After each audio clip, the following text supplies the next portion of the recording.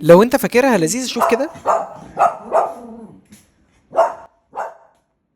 كوكا عندها مشاكل سلوكية، بتخاف من الناس. كلبة كوكر زي ما انتوا شايفين كده، هو حاجة في منتهى الأدب والأخلاق والتواضع، شغالها وهو علينا، وبيقولوا إن هي عضت واحد قبل كده عشان حاول يمسكها.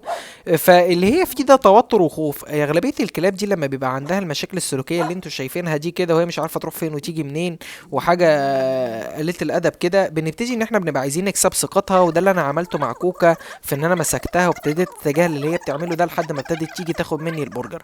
الموضوع بقى في ان هي بقت قاعده تيجي تنقي مني البرجر عشان هو يعني بتشوف الناشفه وتشوف الطريه. فده معناه ان هي كده ان هي كلبه ذكيه، ولكن الخوف كمان مصطحبه شويه مياصه على شويه دلع، عشان كده هي بتتمايص عليهم. بعد ما خلصت خلاص كسبتها وبقت معايا بقى سكر وطعمه وخلاص، وبقيت بدلع فيها، ابتديت امشي معاها. هنا كانت عشان صاحبها اللي بيصور، فجت وقفت عنده. لو انا وقفت على الكلب او طبطبت عليها او الكلام ده كله، هتفضل متبته في مكان، عشان كده تجاهلت ان هي وقفت، وابتديت ان انا امشي عادي جدا.